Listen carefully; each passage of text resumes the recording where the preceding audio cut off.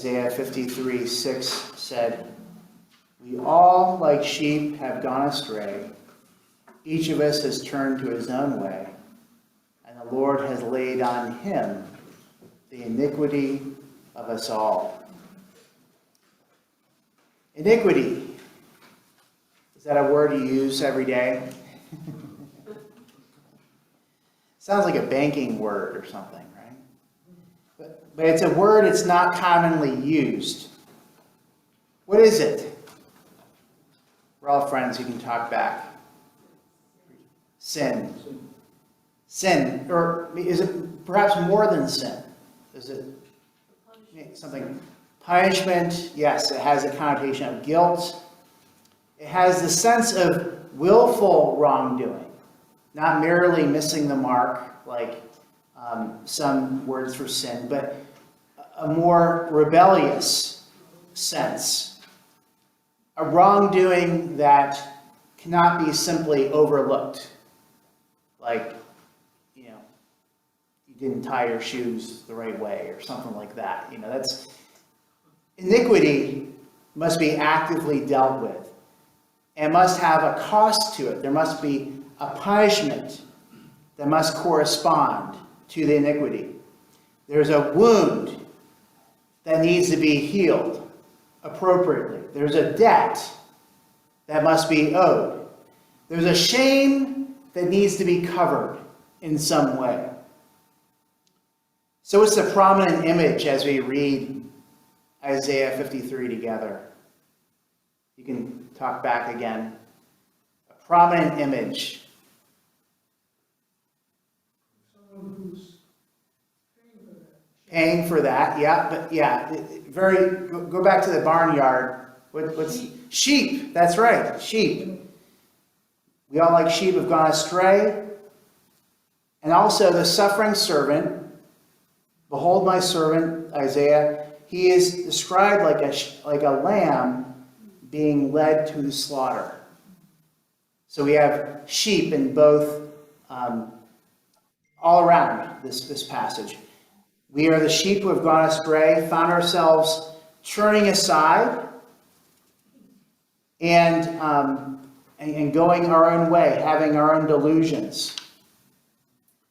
We are the sheep who have are blemished, who are full of iniquity. Except there's one sheep, there's one lamb who is not blemished. He is the one who suffers. He is the one who takes our punishment. Now, all of this was written when? A long time ago. So, yes, about 700 BC. So here we are, Good Friday, commemorating Jesus' crucifixion, reading something that was written 700 years beforehand. Before Jesus was betrayed into the hands of men. Before Jesus was put on trial, whipped, and then crucified on a hill called Calvary in Latin, or Golgotha in Aramaic. In English, it's called the place of the skull. 700 years prior, the prophet Isaiah describes the events that happened later with uncanny detail. How the suffering servant would rise up. How his own people would reject him as cursed by God. All these things happened.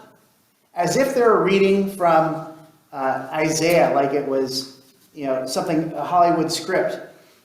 They were all playing their parts, including Jesus, the suffering servant. Now, for years, there were scholars that said a prophecy like Isaiah 53, it was just impossible. Christians must have changed the words of the scroll. Or perhaps the gospel writers embellished their own story to match Isaiah. They said the prophet couldn't have been a real person. That Isaiah was a work of fiction. Or perhaps there were 3 Isaiahs or an editorial board.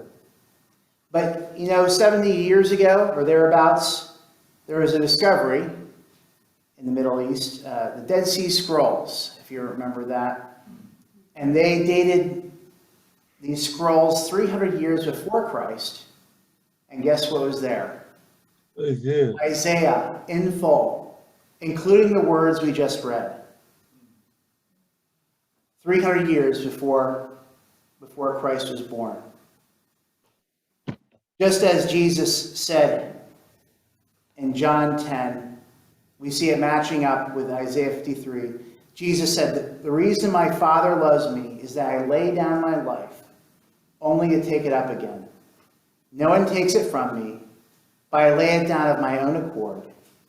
I have authority to lay it down and authority to take it up again. This command I received from my Father." Jesus said what Isaiah 53 said. He is a servant of God who willingly lays down his life for his sheep, for you and me. His ministry, his arrest, his death, his resurrection, it's no accident. It was all here in Isaiah. Jesus knew what he was doing.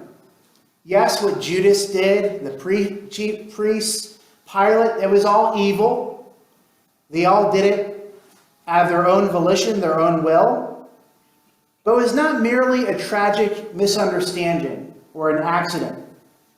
It was all part of God's plan. A plan we couldn't dream up ourselves. Right? None of us could have thought of this. These were the prophecies of Holy Scripture. Jesus did not suffer or do miracles or do anything for the sake of suffering or doing miracles. He did everything for what? His Father and his plan.